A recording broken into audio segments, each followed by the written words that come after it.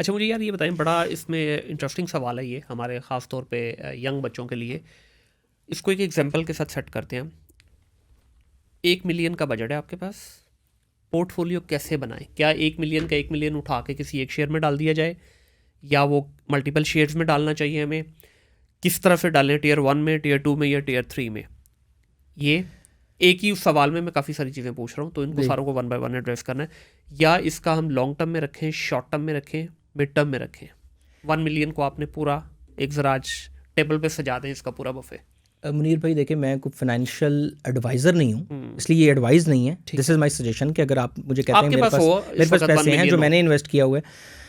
देखिए मैं तो इस वक्त चूँकि स्टॉक मार्केट में बुल रन है, तो मैं तो ज़्यादा स्टॉक मार्केट में ही था। लेकिन आप 2025 में गोल्ड ने सरपास किया है स्टॉक मार्केट को, बल्कि गोल्ड ने नहीं, सिल्वर ने किया। सर अभी ना गोल्ड और सिल्वर के आगे जाके बात कर लेते हैं, कमोडिटीज़ की बात करें ना। नहीं, इस वक्त सिर्फ हमने ये 1 मिलियन लगाना ही स्टॉक एक्सचेंज। सर 2 क्वेश्चंस आपने आगे पूछने हैं कि आप कमोडिटीज़ लीगली कैसे बाय कर सकते हैं, जैसे स्टॉक, ठीक है? तो वो मैं वही तरीका कर रहा हूँ कि उसमें ये बता रहा हूँ आपको कि अब मैंने एक पोर्टफोलियो बना लिया। उस पोर्टफोलियो में मैं 70% जो है ना वो लगाऊंगा स्टॉक में, ठीक है। 20% जो है ना वो मैं लगाऊंगा कमोडिटीज़ में, ठीक है। That could be silver, that could be gold. और जो 10% है ना वो मैं देखूंगा, लाइक जिस तरह फैसेट ने भी अलाउ कर दिया है, तो अगर तो बिटकॉइन अलाउ हो रहा है तो फिर मैं देखूंगा, हाँ अगर तो फेयर वैल्यू पे आया हुआ है। फेयर वैल्यू तो नहीं होती बिटकॉइन में, बस ये होता है कि आपको पता होता है कि यार ये इस वक्त अपनी वैल्यू से 30% नीचे इस आजकल आया हुआ है। तो जब ये हालात ठीक होंगे, टेंशन खत्म होगी, ना बात करो क्रिप्टो की आगे, चलो दिल दुख जाएगा, यही तो आंसू पगले रुलाएगा भाई। तो वो 10% या मैं उसमें डालूंगा, और या मैं उसको भी कमोडिटी वगैरह में ही लगा दूंगा। मेरे कहने पे उसको इधर ही ले आओ यार, रुलाएगा पगले। अच्छा ठीक है। उसमें ना अब हमने देखें, ये जो पोर्टफोलियो है ना, इन्वेस्टर जो है ना वो स्टॉक मार्केट का नहीं होता, इन्वेस्टर रियल एस्टेट का नहीं होता। इन्वेस्टर को पैसा और ट्रेंड चाहिए होता है। अब कल को रियल एस्टेट का ट्रेंड आ जाएगा तो इन्वेस्टर उसको पोर्टफोलियो में शामिल कर लेगा। अभी उसके पोर्टफोलियो से निकल गया, तो हम इस वक्त बैठे हुए हैं, बुल रन है। जब ये बेयर रन होगा तो हम ये पोर्टफोलियो ले आएंगे 30% 40% पे शायद, ठीक है, स्टॉक का। फिर हम और अपॉर्चुनिटीज देखेंगे, ठीक है। बहुत सारे लोग स्टार्टअप में इन्वेस्ट करते हैं, तो इस तरह से ये पोर्टफोलियो अभी के लिए तो आइडियल है कि स्टॉक मार्केट में बुल रन लगा हुआ है, तो बुल रन नॉर्मली चलते हैं 4 5 6 साल। हो सकता है ये 26 तक चले, 27 तक चले, 28 तक चले, तब तक तो आप चलिए लेट्स से हमने 1 मिलियन को डिवाइड इस तरह से कर लिया कि आप कह रहे हैं कि 700,000 उसमें से जो है ना आप स्टॉक में लगाते हैं, ठीक है। हाँ, अच्छा ये वो पैसे कैसे लगाना है आप? सर मैं एक चीज़ ये कह रहा हूँ, पहले एक चीज़ मैं क्लियर कर दूँ कि ये 1 मिलियन वो था जो आपके इमरजेंसी फंड्स के अलावा है, ठीक है, जो आपके अपने यूज़ के लिए। अच्छा इनसे किचन नहीं चल रहा आपका? हाँ, जो आपका वो फंड है ना, किचन के अलावा भी आपको कुछ पैसे चाहिए होते हैं ना, लाइक कोई भी जरूरत पड़ जाए, किसी को लेना देना, कुछ 100 चीज़ें, वो पैसे आप ना बैंक की बजाय, अगर बैंक इस्लामिक है तो सेविंग अकाउंट में आप रखवा सकते हैं। मैं तो उसको ठीक समझता हूँ। अगर कोई नहीं समझता, हर आदमी की अपनी राय है, तो इस्लामिक बैंक में वो ये करे कि म्यूचुअल, जो इस्लामिक म्यूचुअल फंड है ना, उसमें मनी मार्केट एक होता है, ठीक है, बिल्कुल वो मनी इंटरेस्ट पे होता है। यस, वो मनी मार्केट बेसिकली ये होता है कि वो उस पैसे को शराकतदारी में यूज़ कर रहे होते हैं और उसके अगेंस्ट प्रॉफिट्स आपको दे रहे होते हैं। तो वो नॉर्मली यही होता है कि जो आपका इंटरेस्ट रेट चल रहा होता है उसके इक्विवेलेंट होता है। तो आप उसमें रखें कि एटलीस्ट वो पैसा ना डेप्रिशिएट नहीं हो। मतलब आपका अगर 40 मिलियन आपके पास ऐसा पैसे पड़े हैं जिसकी आपको किसी टाइम भी जरूरत पड़ सकती है, आप स्टॉक में नहीं लगा रहे, ठीक है वो, लेकिन आप ऐसे ना रखें कि वो 40 मिलियन साल बाद तो 10% तो आइडियली वैसे ही उसमें कम हो जाना है, तो वो 30 ना हो जाए, तो वो 40 से 40 ही रहे। सही, बिल्कुल ठीक है।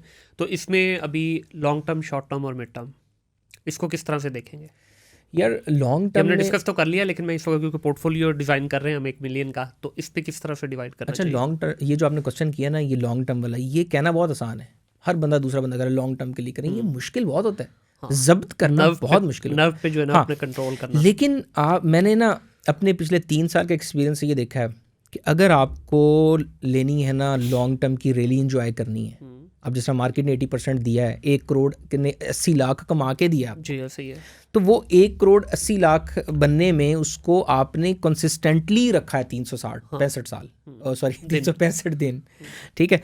अब 365 दिन रखने के बाद वो आपको कंपाउंडिंग मिली है, उसमें आपने अपने बैंक के अंदर डिविडेंड अलग से एंजॉय किए हैं। डिविडेंड जो आपको होते हैं ना वो आपके बैंक्स में मिलते हैं डायरेक्टली। अच्छा, अब अगेन अब मेरा इसमें जो है ना वो ये है कि आप उसको ना लॉन्ग टर्म के लिए एटलीस्ट ना अपना पोर्टफोलियो अगर है ना 70, अब स्टॉक मार्केट का अगर 100% है तो 60 से 70% ना आप लगा दें उन शेयर्स में जो म्यूचुअल्स ने उठाए हुए हैं और ब्लू चिप्स हैं, टॉप की कंपनीज हैं, उनमें आप लगा दें। टॉप की कंपनीज का आपको पता लग जाएगा, आप म्यूचुअल्स का डाटा उठा लें। आप वैसे भी जो स्टॉक, मैंने एक वीडियोस पे भी बनाई हुई है, आप PSX पे जाएं वेबसाइट पे, आप KMI 30 को जो इस्लामिक स्टॉक है टॉप 30 कंपनीज़ के, या KSE 100 को जो 100 कंपनीज़ हैं, उसमें आप जाएंगे ना तो वेटेज वाइज ऊपर से ना वेटेज लिखा होगा, ID वेटेज के नाम से है वो। अच्छा, आप जब उसको उस पर फिल्टर लगाएंगे ना तो कंपनीज अपने वेटेज के हिसाब से नीचे को आना शुरू हो जाएंगी। सही। अब वो जो कंपनी वेटेज पे टॉप पे है ना, तो वो अपने अच्छे बिजनेस की वजह से टॉप पे है। आप उन कंपनीज के अंदर खेलें, उन कंपनीज के स्टॉक्स उठाएं, ठीक है, अपने 70% 60% आप वो लें स्टॉक, ठीक है, और कोशिश करें कि उसको ज़रा थोड़ा लॉन्ग टर्म रखें, एटलीस्ट इतना का रखें कि वो आपको ना, यानी उसका कोई मज़ा आए। सही। दिल आपका कर रहा है बीच में प्रॉफिट टेकिंग करते रहें, आपकी मर्जी है। अगर आप इतने एक्टिव हैं स्टॉक मार्केट पे, आपको लग रहा है कि ये यार मुझे इस स्टॉक ने, लाइक PTCL में हमने ऐसे किया है कि 3-4 लाख रुपया बचत आ रही है तो अभी निकाल लेता हूँ मैं, ठीक है, तो दोबारा डिप पे डाल दूंगा, तो ऐसे कर लें। लेकिन अगर आप ऐसे इन्वेस्टर हैं कि यार मेरा एक्टिव काम दूसरा है, तो ये तो मैं इतनी टेंशन नहीं लेना चाहता, नॉलेज भी नहीं है तो, हाँ, टेंशन नहीं लेना चाहता, तो फिर आप उसमें बैठ जाएं। बिल्कुल सही। और जो एक्टिव बंदा है ना, वो फिर अगर उसने ट्रेडिंग करनी है, मैं और जैन इसको ना एक डिफरेंट वर्ड देते हैं, यहाँ बताने वाला नहीं है, तो अगर आपको कुछ पंगा लेने का शौक है ना, तो फिर आप वो 30-40% जो है ना उसमें स्विंग्स लें, उसमें आप जो है ना वो ऐसी ट्रेड्स लें जिसका आपको पता हो कि यार हाँ ये, वैसे तो इन्वेस्टमेंट का जो कॉन्सेप्ट है ना उसमें ये नहीं आएगा। इन्वेस्टमेंट का मकसद ये है कि आपने उस कंपनी की ग्रोथ में इन्वेस्ट किया। बिल्कुल सही है। जब आप उसमें स्विंग ले रहे हैं तो फिर वो ट्रेडिंग की कि यार मैंने ये शेयर लिया है, आई बिलीव कि ये ना अपना रिजल्ट इसका अच्छा आने वाला है और इस रिजल्ट के बाद ये इतने का हो जाएगा, और जब इतने का होगा मैं बेच दूंगा, मैंने इसमें से कुछ प्रॉफिट लेके ना निकाल लें। बिल्कुल ठीक है। और इन्वेस्टमेंट में ना एक चीज़ और है, अब अभी मैं अंकल के साथ डिस्कस कर रहा था जब मैं यहाँ आ रहा था, आप ना जब वो लॉन्ग टर्म के लिए इन्वेस्ट किया हुआ है ना, उस पर जो प्रॉफिट बन रहा है ना सर, उसको विदड्रॉ करके अपने बैंक में लेके आए। अच्छा, उसकी रीज़न पता है? बहुत सारे लोग तो कहते हैं नहीं यार री इन्वेस्ट करो, कंपाउंडिंग होती रहेगी। बेटर है री इन्वेस्ट करें, लेकिन उसका कुछ हिस्सा ना आप अपने बैंक में लेके आए, उसकी फील लें। उसकी रीज़न मैं आपको बताता हूँ।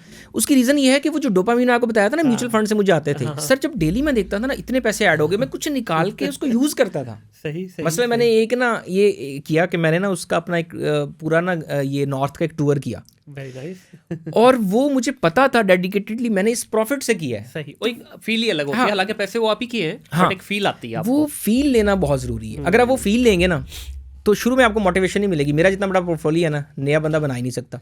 और ये बात स्टार्ट में मुझे करनी चाहिए थी कि हमेशा जब भी आप काम स्टार्ट करेंगे ना, ये पॉसिबल ही नहीं है कि आप एक बार डरें ना। आप 5 लाख भी डालेंगे ना, आप कहेंगे यार 4 लाख बन गए, ये कैसा काम है यार। मेरे साथ ऐसा हुआ, कई बार छोड़ के गया हूँ, फिर आया हूँ, फिर छोड़ के गया हूँ। ये तो भला हो बुल रन का जिसने हमें इतनी मोटिवेशन इतनी ज़्यादा दी। बुल रन ना हो ना तो बेरिश मार्केट में लोग इतना नहीं मैं ना 100% आपकी बात से एग्री करता हूँ। क्रिप्टो में मुझे मेरा हाल 6-7 साल हो गए, ठीक है। लॉन्ग टर्म इन्वेस्टर के तौर पे जाता हूँ, डेली वेली वाला मुझे नहीं आता। आज तक ओकाशा एक पेनी भी निकाल के मैंने एंजॉय नहीं की। हालांकि कुछ 10 दफ़ा मेरा पोर्टफोलियो डबल से भी ऊपर गया है, बट कभी टच भी नहीं किया। क्यों कि यार चलो कोई नहीं, कंपाउंडिंग होती रही। वो ऐसी कंपाउंडिंग होती है भाई, वो जितना डला होता है वो भी नीचे आ जाता है। इस वक्त मेरा ख्याल है 70% माइनस पे पोर्टफोलियो, तो क्या करना उसका।